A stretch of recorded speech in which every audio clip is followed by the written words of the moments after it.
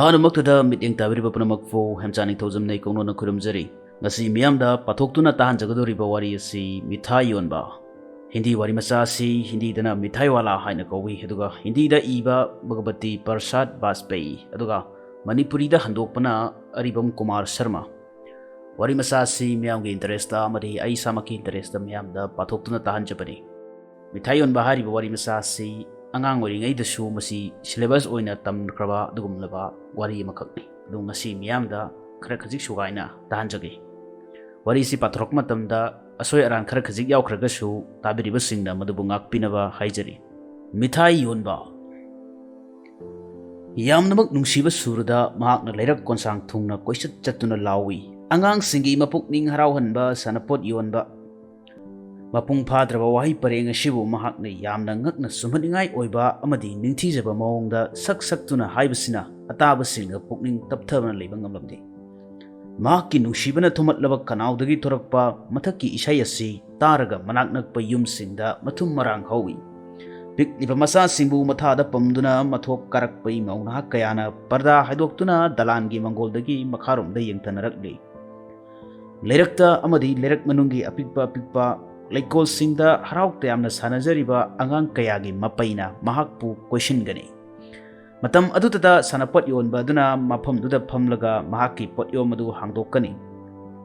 ꯑꯉꯥꯡꯁꯤꯡꯅ ꯁꯥꯟꯅꯄꯣꯠ ꯎꯔꯒ ꯍꯔꯥꯎꯏ, ꯃꯈꯣꯏꯅ ꯄꯩꯁꯥ ꯄꯨꯔꯛꯂꯒ ꯑꯆꯥꯄꯣꯠꯀꯤ ꯃꯃꯜ ꯇꯤꯛꯅꯕ ꯍꯧꯏ꯫ ꯁꯤ ꯀꯌꯥ ꯄꯤ, ꯁꯤꯒꯤꯅ ꯀꯌꯥꯅꯣ, ꯑꯗꯨꯒ ꯁꯤꯒꯤꯁꯤꯗꯤ? ꯁꯥꯟꯅꯄꯣꯠ ꯌꯣꯟꯕꯗꯨꯅ ꯑꯉꯥꯡꯁꯤꯡꯗ ꯌꯦꯡꯏ, ꯑꯗꯨꯒ ꯃꯈꯣꯏꯒꯤ ꯇꯅꯧ ꯇꯅꯧꯔꯕ ꯈꯨꯠꯁꯥꯁꯤꯡ ꯑꯗꯨꯗꯒꯤ ꯄꯩꯁꯥ ꯂꯧꯔꯒ ꯃꯥꯅ ꯄꯥꯝꯕ ꯁꯥꯟꯅꯄꯣꯠꯁꯤꯡ ꯑꯗꯨ ꯄꯤ꯫ ꯁꯥꯟꯅꯄꯣꯠꯁꯤꯡ ꯑꯗꯨ ꯄꯨꯔꯒ ꯑꯉꯥꯡꯁꯤꯡ ꯑꯗꯨꯅ ꯆꯦꯟ ꯆꯣꯡꯗꯨꯅ ꯁꯥꯟꯅꯕ ꯑꯗꯨꯗꯒꯤ ꯁꯥꯟꯅꯄꯣꯠ ꯌꯣꯟꯕ ꯑꯗꯨꯅ ꯑꯃꯨꯛ ꯍꯟꯅꯒꯤꯒꯨꯝ ꯁꯛ ꯁꯛꯇꯨꯅ ꯆꯠꯈꯤ꯫ ꯑꯉꯥꯡꯁꯤꯡꯕꯨ ꯍꯔꯥꯎꯍꯟꯕ ꯁꯥꯟꯅꯄꯣꯠ ꯌꯣꯟꯕ꯫ ꯁꯃꯨꯗ꯭ꯔꯒꯤ ꯏꯊꯛꯀꯤ ꯃꯇꯧꯒꯨꯝ ꯃꯍꯥꯛꯀꯤ ꯁꯨꯝꯍꯠꯅꯤꯡꯉꯥꯏ ꯑꯣꯏꯔꯕ ꯏꯁꯩ ꯑꯁꯤꯅ ꯂꯩꯔꯛ ꯈꯨꯜꯂꯛꯀꯤ ꯌꯨꯝꯁꯤꯡꯗ ꯃꯥꯏꯀꯩ ꯑꯃꯗꯒꯤ ꯃꯥꯏꯀꯩ ꯑꯃꯗ ꯏꯄꯣꯝ ꯅꯥꯏꯅ ꯌꯧꯈꯤ, ꯑꯗꯨꯒ ꯁꯥꯟꯅꯄꯣꯠ ꯌꯣꯟꯕ ꯑꯗꯨꯁꯨ ꯑꯁꯨꯝ ꯃꯥꯡꯂꯣꯝꯗ ꯍꯦꯟꯒꯠꯈꯤ꯫ ꯔꯥꯏ ꯕꯤꯖꯩ ꯕꯍꯥꯗꯨꯔꯒꯤ ꯃꯆꯥꯁꯤꯡꯁꯨ ꯅꯣꯡꯃꯗꯤ ꯁꯥꯟꯅꯄꯣꯠ ꯄꯨꯗꯨꯅ ꯃꯌꯨꯝꯗ ꯍꯟꯖꯤꯜꯂꯛꯂꯝꯃꯤ꯫ ꯑꯉꯥꯡ ꯑꯅꯤꯗꯨꯗꯤ ꯆꯨꯅꯨꯒ ꯃꯨꯅꯨꯒꯅꯤ꯫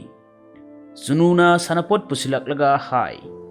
ꯑꯩꯒꯤ ꯁꯒꯣꯜ ꯑꯁꯤ ꯀꯌꯥꯗ ꯐꯖꯔꯤꯕ꯫ ꯃꯨꯅꯨꯅ ꯑꯃꯨꯛ ꯍꯥꯏ, ꯌꯦꯡꯉꯨꯍꯩ, ꯑꯩꯒꯤꯁꯨ ꯀꯌꯥꯗ ꯐꯖꯔꯤꯕ꯫ ꯑꯅꯤꯗꯨ ꯃꯍꯥꯛꯀꯤ ꯁꯒꯣꯜ ꯁꯥꯃꯨ ꯄꯨꯔꯗꯨꯅ ꯏꯃꯨꯡ ꯊꯨꯡꯅ ꯆꯦꯟ ꯆꯣꯡꯗꯨꯅ ꯁꯥꯟꯅꯔꯝꯃꯤ꯫ ꯑꯉꯥꯡ ꯑꯅꯤꯁꯤꯒꯤ ꯃꯃꯥ ꯔꯣꯍꯤꯅꯤ ꯐꯅ ꯀꯨꯏꯅ ꯂꯦꯞꯇꯨꯅ ꯃꯆꯥꯁꯤꯡꯒꯤ ꯀꯨꯝꯍꯩ ꯌꯦꯡꯖꯔꯝꯃꯤ꯫ ꯃꯃꯩꯊꯪꯗ ꯃꯈꯣꯏ ꯑꯅꯤꯕꯨ ꯀꯣꯏꯁꯜꯂꯒ ꯍꯪꯂꯝꯃꯤ, ꯆꯨꯅꯨ, ꯃꯨꯅꯨ, ꯅꯈꯣꯏꯅ ꯁꯥꯟꯅꯄꯣꯠꯁꯤꯡ ꯑꯁꯤ ꯀꯌꯥꯗ ꯂꯩꯔꯛꯄ? ꯃꯨꯅꯨꯅ ꯈꯨꯝꯂꯝꯃꯤ, ꯄꯩꯁꯥ 2ꯗ ꯁꯥꯟꯅꯄꯣꯠ ꯌꯣꯟꯕꯅ ꯄꯤꯔꯝꯕꯅꯤꯅꯦ꯫ ꯔꯣꯍꯤꯅꯤꯅ ꯈꯟꯕ ꯍꯧꯔꯛꯏ, ꯑꯁꯨꯛ ꯍꯣꯡꯅ ꯀꯔꯤꯒꯤ ꯄꯤꯔꯤꯕ? ꯀꯔꯤꯒꯤ ꯄꯤꯔꯤꯕ ꯍꯥꯏꯕꯁꯤꯗꯤ ꯃꯍꯥꯛꯇꯅ ꯈꯪꯒꯗꯕ ꯃꯉꯥꯏꯔꯦ, ꯑꯗꯨꯕꯨ ꯄꯤꯗꯤ ꯄꯤꯔꯝꯃꯦꯗꯅ, ꯁꯤ ꯐꯥꯎꯕꯗꯤ ꯁꯣꯏꯗ꯭ꯔꯦ ꯍꯥꯏꯕ꯫ ꯋꯥ ꯑꯃꯗꯤ ꯂꯩꯔꯤꯗ꯫ ꯔꯣꯍꯤꯅꯤ ꯃꯥꯒꯤ ꯊꯕꯛꯇ ꯃꯥꯏ ꯑꯣꯟꯁꯤꯟꯈ꯭ꯔꯦ, ꯑꯗꯨꯗꯒꯤꯗꯤ ꯊꯣꯏꯗꯣꯛꯅ ꯋꯥꯐꯝ ꯑꯁꯤ ꯈꯜꯂꯨꯕꯒꯤ ꯗꯔꯀꯥꯔ ꯂꯩꯇ꯭ꯔꯦ꯫ ꯑꯁꯨꯝ ꯍꯧꯈꯤꯕꯅ ꯊꯥ 6ꯀꯤ ꯃꯇꯨꯡꯅꯤ꯫ ꯁꯍꯔ ꯄꯨꯝꯕꯗ ꯅꯨꯃꯤꯠ 2-3ꯒꯤ ꯃꯃꯥꯡꯗ ꯕꯪꯁꯤ ꯌꯣꯟꯕ ꯑꯃ ꯂꯥꯛꯄꯒꯤ ꯄꯥꯎ ꯁꯟꯗꯣꯛꯂꯝꯃꯤ꯫ ꯃꯤꯅ ꯍꯥꯏꯅꯔꯛꯏ, ꯑꯉꯛꯄꯅꯤ ꯚꯥꯏ, ꯕꯥꯁꯤ ꯈꯣꯡꯕꯗ ꯃꯍꯥꯛ ꯑꯃꯠꯇ ꯉꯥꯏꯕ ꯑꯣꯖꯥ ꯍꯥꯏꯕꯗꯨꯅꯤ꯫ ꯕꯪꯁꯤ ꯈꯣꯡꯗꯨꯅ ꯏꯁꯩ ꯁꯛꯇꯨꯅ ꯃꯍꯥꯛꯅ ꯕꯪꯁꯤꯁꯨ ꯌꯣꯜꯂꯤ, ꯑꯗꯨꯕꯨ ꯄꯩꯁꯥ 2-2ꯗ꯫ ꯁꯤꯗꯕꯨ ꯃꯍꯥꯛꯅ ꯀꯔꯤ ꯐꯪꯂꯝꯒꯗꯒꯦ? ꯈꯨꯠꯁꯨꯃꯜ ꯐꯥꯎꯕ ꯍꯟꯖꯤꯜꯂꯝꯒꯅꯤ ꯍꯥꯏꯕ ꯊꯥꯖꯗꯦ꯫ ꯅꯨꯄꯥ ꯑꯃꯅ ꯍꯪꯂꯝꯃꯤ, ꯕꯪꯁꯤ ꯈꯣꯡꯕꯗꯨ ꯃꯁꯛ ꯀꯝꯗꯧꯏ? ꯑꯩꯗꯤ ꯃꯥꯕꯨ ꯑꯃꯨꯛꯇ ꯎꯗ꯭ꯔꯤ꯫ ꯄꯥꯎꯈꯨꯝ ꯐꯪꯏ, ꯆꯍꯤꯕꯨꯗꯤ ꯌꯥꯝꯗ꯭ꯔꯤ, 38-39 ꯁꯨꯔꯝꯂꯕꯗ꯫ ꯃꯁꯥ ꯏꯄꯥ ꯄꯥꯕ ꯀꯨꯆꯨ ꯉꯧꯕ ꯅꯍꯥꯅꯤ, ꯕꯤꯀꯥꯅꯦꯔꯒꯤ ꯃꯆꯨ ꯁꯪꯕ ꯀꯣꯛꯌꯦꯠ ꯑꯃ ꯌꯦꯠꯂꯤ꯫ ꯍꯥꯟꯅ ꯁꯥꯟꯅꯄꯣꯠ ꯌꯣꯜꯂꯝꯕꯗꯨꯗꯤ ꯅꯠꯇꯦꯀꯣ? ꯃꯍꯥꯛꯄꯨ ꯍꯥꯟꯅ ꯁꯥꯟꯅꯄꯣꯠꯁꯨ ꯌꯣꯜꯂꯝꯕ꯭ꯔꯅꯦ? ꯃꯍꯥꯛꯅ ꯇꯥꯛꯂꯤꯕ ꯁꯕꯥꯟ, ꯆꯍꯤ ꯃꯇꯥꯡ ꯑꯗꯨꯒꯤ ꯃꯤꯑꯣꯏꯅꯤ ꯃꯍꯥꯛ ꯑꯗꯨꯁꯨ꯫ ꯑꯗꯨꯗꯤ ꯃꯍꯥꯛ ꯑꯗꯨ ꯑꯣꯏꯔꯝꯃꯅꯤ꯫ ꯑꯗꯨꯕꯨ ꯚꯥꯏ, ꯑꯣꯖꯥꯗ ꯑꯣꯖꯥꯅꯤ ꯍꯩ꯫ ꯅꯨꯃꯤꯠ ꯈꯨꯗꯤꯡꯒꯤ ꯃꯇꯧ ꯑꯁꯨꯝꯅ ꯕꯪꯁꯤ ꯌꯣꯟꯕ ꯑꯗꯨꯒꯤ ꯃꯔꯝꯗ ꯋꯥꯔꯤ ꯁꯥꯅꯩ꯫ ꯅꯨꯃꯤꯠ ꯈꯨꯗꯤꯡꯒꯤ ꯁꯍꯔꯒꯤ ꯂꯩꯔꯛ ꯈꯨꯗꯤꯡꯗ ꯃꯍꯥꯛꯀꯤ ꯁꯨꯝꯍꯠꯅꯤꯡꯉꯥꯏ ꯑꯣꯏꯔꯕ ꯃꯦꯡꯂꯕ ꯈꯣꯟꯖꯦꯜ ꯇꯥꯏ, ꯑꯉꯥꯡꯁꯤꯡꯕꯨ ꯍꯔꯥꯎꯍꯟꯕ ꯕꯪꯁꯤ ꯌꯣꯟꯕ꯫ ꯔꯣꯍꯤꯅꯤꯅꯁꯨ ꯕꯪꯁꯤ ꯌꯣꯟꯕꯒꯤ ꯈꯣꯟꯖꯦꯜ ꯑꯁꯤ ꯇꯥꯔꯦ꯫ ꯊꯨꯅꯃꯛ ꯃꯍꯥꯛꯅ ꯁꯥꯟꯅꯄꯣꯠ ꯌꯣꯟꯕꯗꯨ ꯅꯤꯡꯁꯤꯡꯂꯛꯂꯦ꯫ ꯃꯄꯨꯛꯅꯤꯡꯗ ꯃꯊꯟꯇ ꯍꯥꯏꯖꯩ, ꯁꯥꯟꯅꯄꯣꯠ ꯌꯣꯟꯕꯗꯨ ꯃꯇꯧ ꯑꯁꯨꯝꯅ ꯏꯁꯩ ꯁꯛꯇꯨꯅ ꯁꯥꯟꯅꯄꯣꯠ ꯌꯣꯟꯈꯤ꯫ ꯔꯣꯍꯤꯅꯤꯅ ꯍꯧꯒꯠꯇꯨꯅ ꯃꯄꯨꯔꯣꯏꯕ ꯕꯤꯖꯩ ꯕꯥꯕꯨꯒꯤ ꯃꯅꯥꯛꯇ ꯆꯠꯂꯒ, ꯕꯪꯁꯤ ꯌꯣꯟꯕ ꯅꯨꯄꯥ ꯑꯁꯤ ꯑꯃꯨꯛꯇ ꯀꯧꯁꯤꯟꯕꯤꯌꯨ, ꯆꯨꯅꯨ ꯃꯨꯅꯨꯒꯤꯁꯨ ꯂꯩꯕꯤꯒꯦ ꯇꯧꯕꯅꯤ꯫ mahak somda amukta lakani lakloi haibasi kanana khangba angangsingsu pakta sanaba chatki male Vijay Babu khabar paduna leirami madu adum pairaga thongjinda thoraktuna bangsi yonba aduda hanglai o bai kaya kaya pi bangsi do angang kanagi tupi layakta tahore kanamagina khongup pakta chitharamle aduga kanamagina set liba khongraw adu komladuna tharak yali matawasumna nungsa sor thabet holaduna chelakpa angang singi mapai ama mafam aduda pullare khonjel amatada punamakna hang hainare aisu laigani bangsi Muraliwala adu haraubana maha oire hairai loinamak pigani ngaiko ngahakta ngaiko amamam naina pigani asuk thuna aina kadaida su hankigadaba leite yona bagidamakta lakibanine handakti ani ahumda nate puraklibase yankhai taret babuje kari haibikhiba kaya pi haiba piba bude paisa ahumgi hisabta pijabani adubo adomda paisa ani da pijagani Vijay Babu nung amadi pan animakta momon noklami mapukningda mathanta haije kaya da thok tawribano pumnamakta chap manana mamal asida piribani aduga aingolda thaujan utpamuk sharadana adudagi hairai nakhoida minamba ngangbugi hainabi ama leiriye pumnamakta paisa ani da chap manana piribani aduga aingolda thaujal bibaga saradana Muliwala adu swai lawi hairai adomnadi kari khangani makhoigi asengba mamal kayano haibasi araibasingi honasani dukandarna phanamak sel mangnam yolabasu makhoinadi khali dukandarna aibullu tawre haidana adomnadi kadaidagi thajabigani asumba haijaba tarabadi babuje asengba mamalsu paisa anini potsinga si paisa anida mafam kaidasu phangloi aina pura bangsi lising ama sajai adunabu mamal asida yonma ngamjaribani Vijay Babu nari pare ai matam leite ani khak thuna pirau bangsi ani du puraduna Vijay Babu mayumda changkhre Muraliwala adu phana thengba phawba angang mapai adugi marakta bangsi yonduna lei machu kayagi basi yaukre angang singna pamba machugi bangsi khalaga pe masi yamna phaba bangsi ni babu macha na silo Rasbabu nangi di sina phani ibungo nangi di sipige si lone nangi di madhu pharoine sina phani ye kamla masuni se phare madu lawro peri paisa yaudi haiba namadagi lawru su chalu ai sida sum phamlomge nang paisa pura bro phare si lawro aina nangi damakta hana lokthoktu khaklibani ne hai kari nangdi paisa phangdre haiba namada ningtina hairam maroine phiji paidana makhong konduna paisa piu haigadabani ne ibungo phare adum chalo handakti ne phanglaklagani ana ani oiraga kaidowi haribano paisa taruk si hallabani lause hisab chume ko paisa phangle ko na koiso yangoi aina pothi takpire dana phare lowgadaba kana su le hautre ko nakoi loinamak phangle ko ihe nangdi namage paisa leitire haiba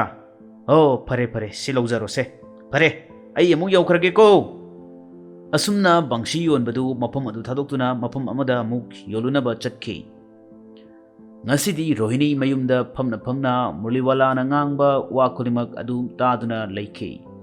ngasisu mahakna khangle angang singbu asuk luna chana tawba koina chatuna pot yonba amatta lakhidri pot su kaya da hongna yoliba afaba mi mali gati leitaduna wana ko chatlibani matamgi wani pukki damak karigumba madi tawba tai matam asimaktada manak nakpa lirak amadagi tamna lakpa Muraliwala gi khonjel adu amuk taba phanglami angang singbu harauhanba Muraliwala Roinina khonjel taraga mapukningda mathanta hairai kayada thumkhraba mahakki khonjel se numit kayanimuk Rohinina Muraliwala adugi nungsiba khonjel amadi mahakki angang singa nungsina wari watai saba kaya adu ningsingduna leirami tha kaya lai tha kaya chatki adubu Muraliwala adudi khak lakidre tapna mahakki ningsingba misu mutkirami tha nipal amuk leiraga ningtham thagi matamni irujaba loiraduna Rohini sat mathakta kakatuna ningdu yairaba samlang adu nungsara kanganaba honari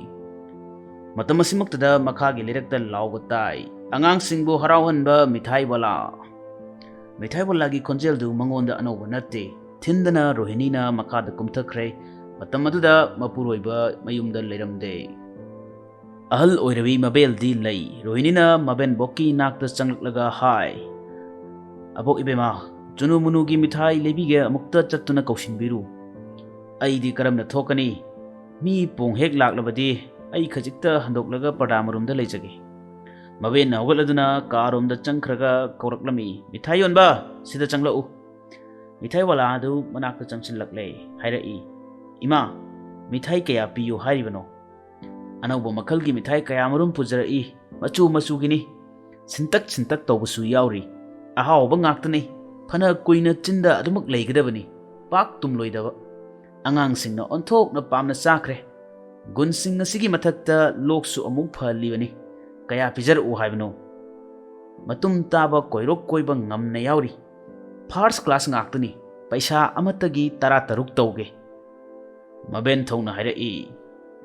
tara tarukti yamandena kun manga tawrose mithai walana nate iben sidagi hena tawba ngamde yamna pirabani sidagi henbadi ngamjararoi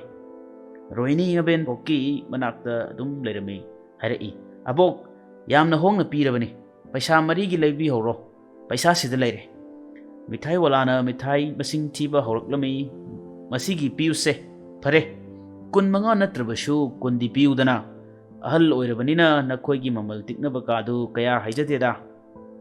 asi hairaga hanubidu khoiraba machin bandu kangthoklaga khajiktang mamon tawjai rohinina mabenda hai abok mangonda hangu mahak sarasida hana muk laklamabra nang sida leiba misakti natte haibiu hanubiduna wasi haige haina hek ponabaga mithai walana pakhum pirakpana hali